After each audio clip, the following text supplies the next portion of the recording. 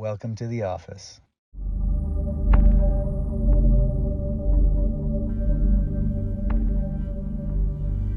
Now, I will say one thing. What are you going to say? I didn't leave my hearing aids at home, but they are in my suitcase, So, where's your suitcase? in the trunk of my car. So, I have to speak up a little louder. A little bit. All right, so just so they know that I'm not being mean and forceful to you, I'm speaking up because he doesn't have his hearing aids today. That's right.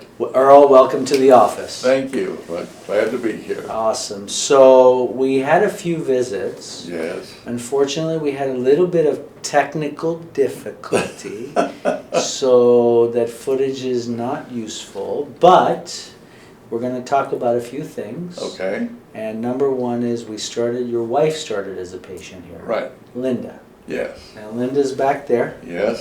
and we're going to see her in a little bit. And from one of her visits, I had noticed the crutches were actually yours, the sticks. And I had asked you what happened, why do you have them? And I'll let you go from there.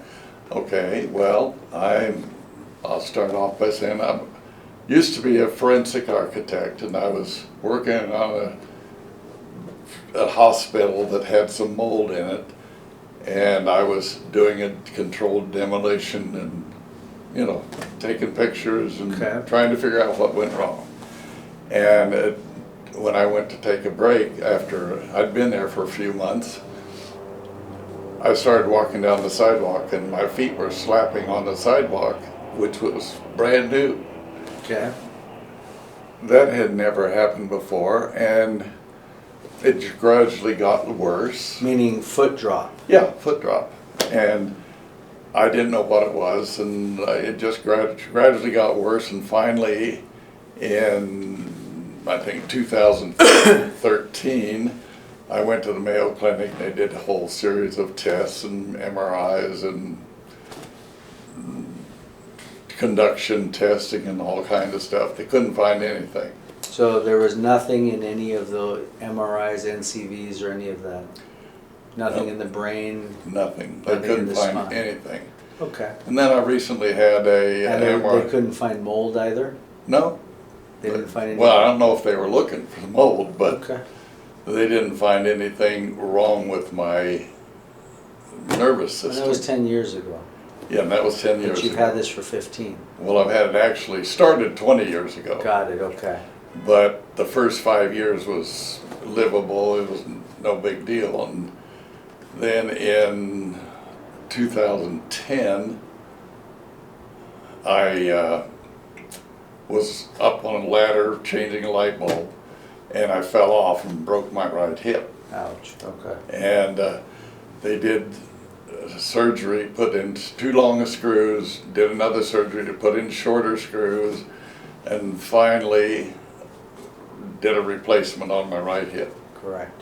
And then 2 years later, I fell down outside and broke my left hip. It's a bad joke, you know that, right? It's a bad joke, I'm sorry. That's right. Okay. And They screwed it in there. and they did the same thing, too long of screws, had to do it over and put in shorter screws. And Now, what he's talking about is he fractured the surgical neck of the femur. right, And so there is no other option. At right, first, the first option is to screw it in. And right. that didn't work a couple of times, so they decided to replace it. Exactly. Okay, but this side decided to hold. This side has started to hold, I was decided to hold, but it's starting to give me a little bit of, like maybe something's coming loose, I don't know. Okay. But it's not a painful issue, I'm not having any pain. Okay. At So let's all. fast forward now. Okay. What happened? So Mayo, you go there, there's nothing they could find, you're just now dealing with it. And then Is that correct? Yes, that's Okay. correct. And then I look at a lot of YouTube, and I found some guy, I think looked just like you. Look like me, huh? I think I got a twin out there. He's probably Right. using my videos. So I wasn't thinking about me at the time, I was thinking about my wife because she has MS and having walking issues and standing issues. So Okay. I brought her in because of that. Right. And didn't even think about I needed or could even use the chiropractic service. Got it. Because I didn't have any pain, and everything that I ever saw on the YouTube was, I'm here because I had this horrible pain and this and that. I love that you say this, because now it gives me the chance to speak on what chiropractic really is about. Cool. And a lot of people, and that's what we weren't able to talk about before. So there's a reason this happened. Okay, Shasha? Okay. So people typically today go to the chiropractor. Well, let's rewind back, especially back in the 80s. It was all about car accidents, right? And back pain and neck pain, and go through these, 3-month care plans and modalities and yada, yada, yada. And and now with YouTube and social media, I think the same thing has happened, and I'm a part of that as well, because people are coming with a lot of pain, chronic conditions. And they're getting some relief, or they're getting that aha moment, or they're getting that first release in God knows how many years. But what chiropractic really is about, and the question is, why do we have chiropractors on the planet? Okay, and I'm going into the philosophy now. Right. We have chiropractors on the planet for one main reason: to detect and correct what's called the vertebral subluxation complex. And I use the word complex because it's a bunch of things. And the old dogma, or the old thought, was bone goes out of alignment, bone pinches the nerve, and wherever that nerve goes, there's going to be less function. That's Right. the old mentality. And our profession was going through a lot of problems in its infancy. And actually, Dr. Gonstead saved us. Mm-hmm. And he saved a lot of the profession, especially in the Midwest and the East. And the way he did that was by explaining what the subluxation really was and what we're doing. And through his work, through the anatomical dissections he did, through all the clinical years in practice, what he found and discovered was the bone will misalign from trauma. Slips, falls, accidents. We're talking about that time. Slips, falls, accidents, traumas. Trauma will do what? That bone misaligns. Now, the bone misalignment will take some of the annular fibers with it, which is part of the disc. And what it does is it causes a swelling of the disc. And the swelling of the disc is what will put irritation on that nerve root. So it's not the bone pinching, it's the bone misaligning. And how does the bone misaligning affect the disc? We have what are called Sharpie fibers. Sharpie fibers are like rivets. It rivets the disc and bone together. And that disc doesn't really move or herniate, if you want to use that word, without the bone first misaligning. That's 99.999% of the time. Without that misalignment, the disc will not herniate. Okay. Now, it misaligns, the disc swells. We're not sitting on the nucleus, our pivotal ball bearing. We get swelling, irritation on that nerve. The nerve gets less function wherever that nerve goes. Less function, whether it's a motor, sensory, or autonomic nerve. And what happens over time is this.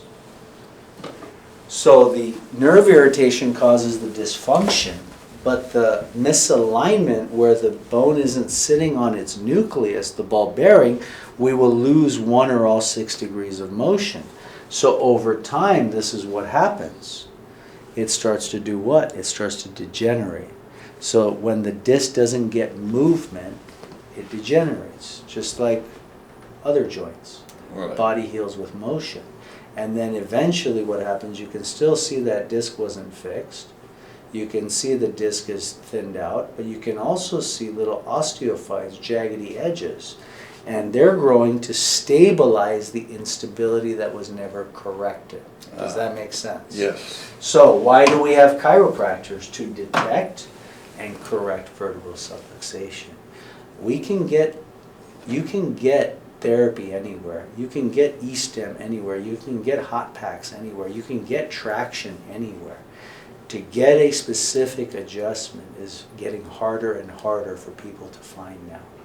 okay? And it's what it is. And as long as people have this condition, then guys like us are needed in the world, okay? And is that serious, guys? So it's not about back pain. It's about nerve pressure. And what do I mean by that? If you take all the nerves in the body, only 10% of all those nerves are pain fibers. So we can have pressure on the nerve causing motor issues, temperature issues, autonomic issues.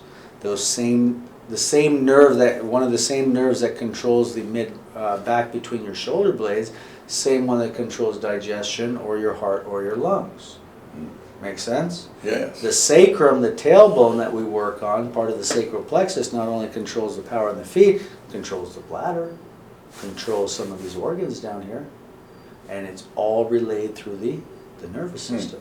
So the idea of the chiropractor is to maintain the neurological integrity of the nervous system by giving specific adjustments to misaligned vertebrae or SI joints. That's the long answer.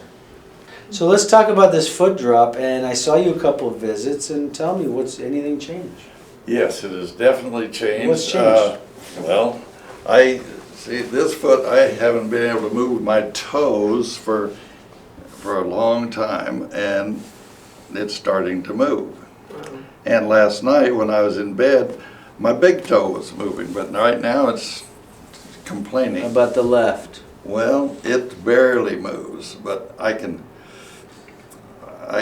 actually remove my foot a little off of the floor. So what he's talking about is dorsiflexion. Yes. So he's able to move a tiny bit of the right ankle and toes. He's moving his ankle right now, right? Yes, It's not a spasm, right? No, it's just I'm trying to move it and it's shaking because it's weak. But it's moving. Yes, I can actually move these if I sort of stabilize my knee. I can actually raise my foot slightly. That's some more information that we'll look into. Okay, but I haven't done that in 10 years probably. It's pretty cool. So Something's happening. I'm impressed. All right. So we started working on your tailbone in C3. Right. And we did that a couple of visits, and then we moved up to the Atlas for the Right. last visit. And let's see what we find today. Okay. You ready to get started? I'm all ready. Let's see what we got. Starting at the base of the neck. Well, we're back at C3. Tiny bit. Very cool. And after the exam, I'm just going to go over your x-rays, okay? And explain what we see over there for the audience to know. And we're going to continue on. So in his case, we're working on his sacrum, his tailbone, down at S3. We want to get to L4 eventually for that tibialis anterior. But as long as the foundation got pressure, we got no business going up to the second floor. All right. Tender? Yes, it is. Let's check up top. Sit back for me, sir. And he's got a very interesting C3 because the angle based on the curvature in his neck, normally you're going to set C3 up. His angle is going to be S to I because of the shape of the curve and how the disc sits. Right there, C3. C2. C3. Wow, that's tender. That's the one. Okay. So we have C3 and S3. And what I'd like to do right now is go over his x-ray. And let me tell you what I see here. This is you. This is a picture in time. Tells us how you've evolved from birth. 24 bones in the spine that move. 23 discs in between. This is your right side. This is your left side. This is your side profile. And we're going to get into this one first. And what do we see? This is where he was talking about his hip replacement on the right side. This is where they put the screws in on the left side. The overall of your foundation is this. We have a rotated sacrum on the left side, 9 millimeters, drop down 3. We have a slightly rotated pelvis on the left and right. Now, both are labeled. It's not one is the actual cause, the other is the result. And the way the pelvis works, one will go one way, one goes the other. One can be stuck up, for example. This side will be down, but it'll still move. Now, we also have this short leg, which is 10 millimeters, or sorry, 8 millimeter measured difference. So your left hip is 8 millimeters lower than your right. If I adjust your pelvis, it makes it worse. So the answer is not your pelvis. And we want to get this under 7. So I'm hoping, just with getting good adjustments in this tailbone, is going to bring that up a couple. And we're going to re-X-ray it after 10 visits anyway. Cool. Okay. So we have the rotated sacrum. We started down low. I'm going to zoom in now. And we said we had. We're going to go back. Let's go to this one. And let's look at the tailbone from the side profile. And what do we see here? We do see that L5 right here needs work. L4 is a beautiful disc, but you can see this arthritic spur forming between Right. 4 and 5 is trying to stabilize. But where we started was down here, S1, S2. We started at S3. There's that disconnect there. S3, there's even a tiny bit at S5, but I didn't find any pressure there. I found it starting S3. Once this is stable, we get to move up to this L5. L4 is a little bit swollen compared to the rest, but L5 is the one that needs to be set. Whenever we see arthritic bridging here on the vertebrae, that's telling us instability. It is not the cause of pain. Okay? We go up the spine, these discs are good, there's another bridge there, and this is just telling us there's instability, so the body's trying to stabilize. That's really what it's doing. These discs are good, again, calcification. These discs are good, and we get into the neck. Let me lighten it up a little bit so we can see better. And we're using a different x-ray system now. I'm doing digital full spine instead of taking 6 to 8 sectionals.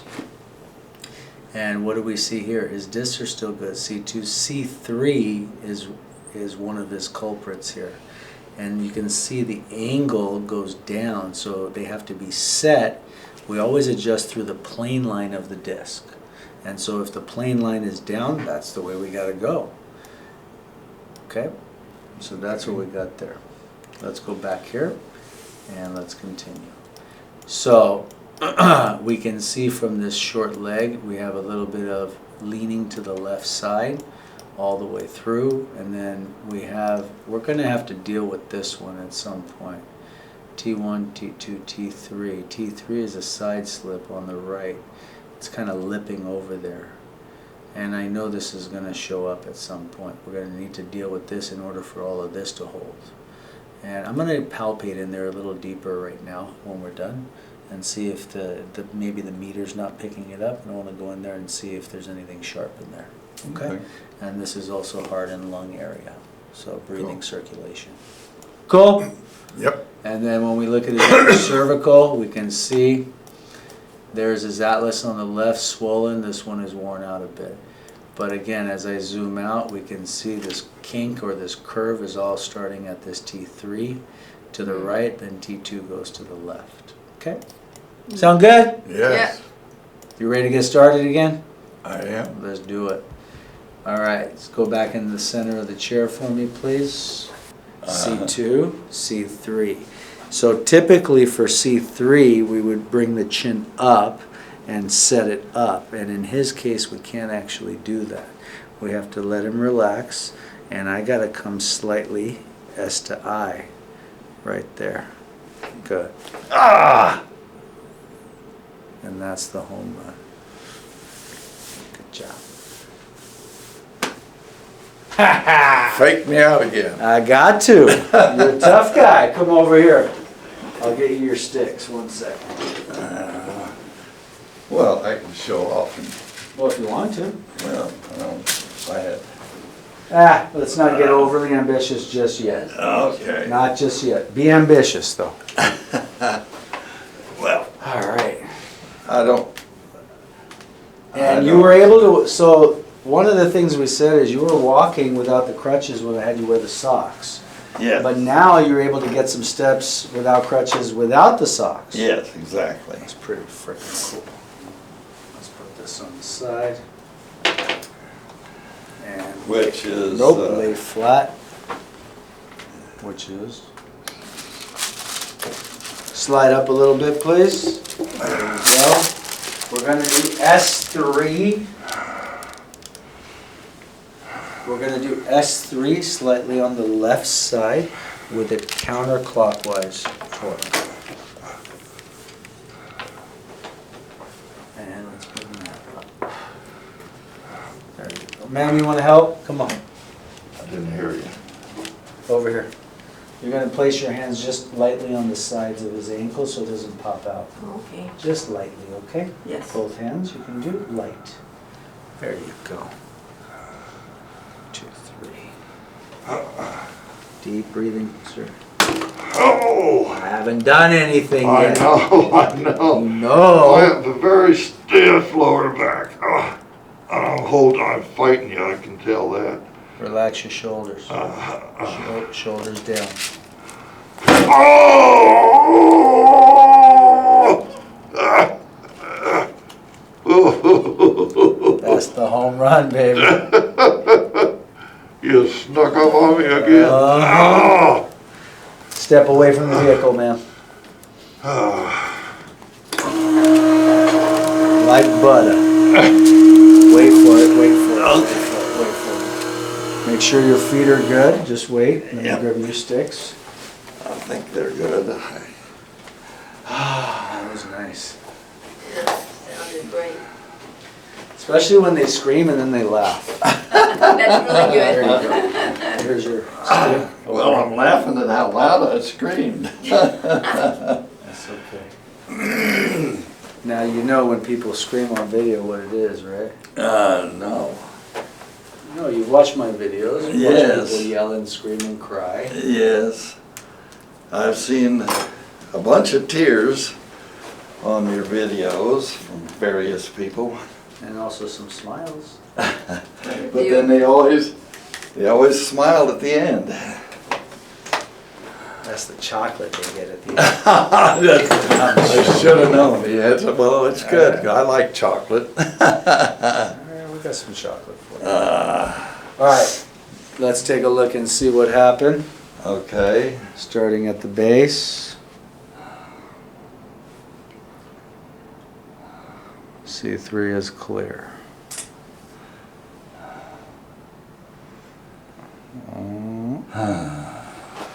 Mid back is all good and clear.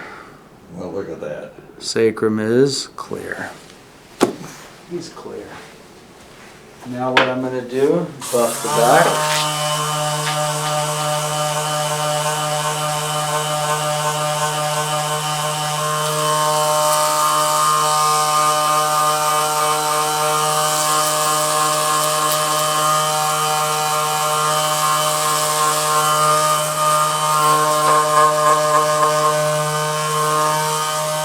Now, what you get to do is walk for us.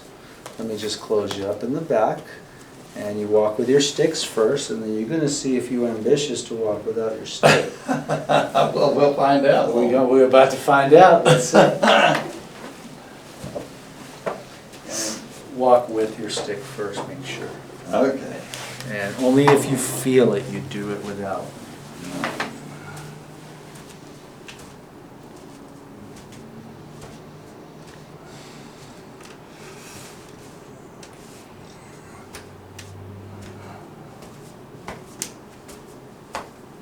Not bad.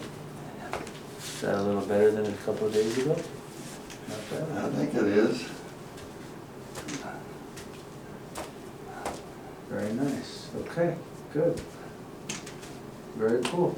Very nice. Very cool.